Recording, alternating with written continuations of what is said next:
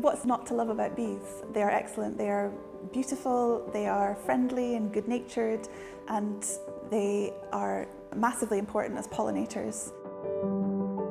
It is valuable for artists to engage with the natural world because art can make subjects like, species loss and biodiversity more accessible to people and kind of engage in a way that they might not with a scientific paper.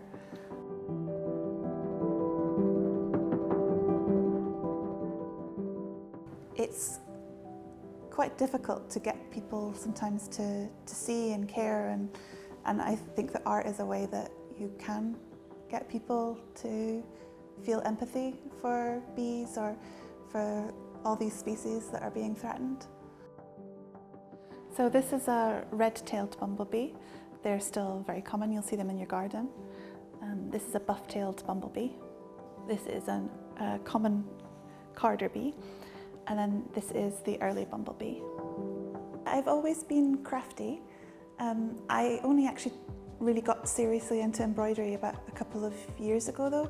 Before that I was quite a keen knitter, and for me knitting was a kind of social bridge.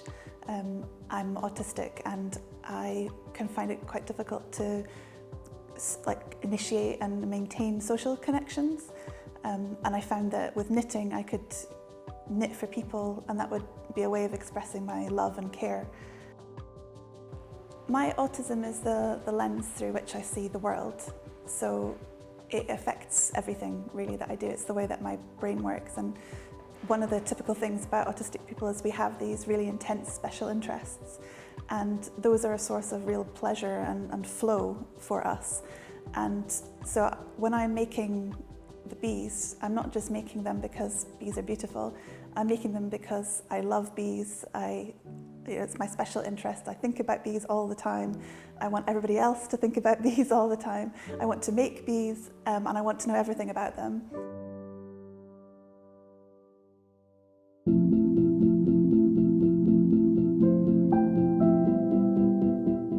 So the first circle is set in 1920. And it's still got a lot of plant diversity. There's a good habitat for bees, and there's also a lot of species diversity in bees.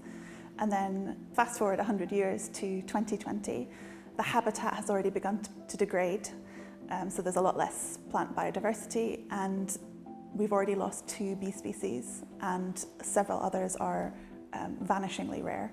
Then you fast forward 100 years to 2120, and by this point, it's a kind of apocalyptic vision of how things will be if we don't do something about species loss.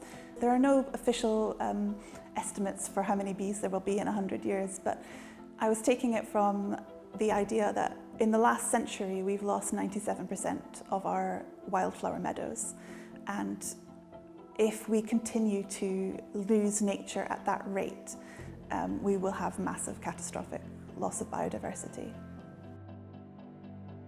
I would like people to feel some of the wonder that I feel when I look at real bumblebees, but also to think about what they can do. I'd like it to be a wake-up call, because there is a lot of stuff that you can do as an individual to help bees. You can not mow your lawn and allow the flowers to grow. You can plant bee-friendly flowers in your garden. If you find a nest in your park or your garden, just let it live. It's not a threat to you. They're not aggressive. Don't buy that horrible plastic astroturf grass that people are putting in their gardens, because nothing can live in it. If you find an exhausted bee, you can lift them up gently and put them in a flower to let them get some nectar. Just help out a bee if you see it.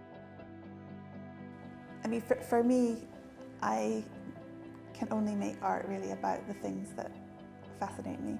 So it has to be about bees.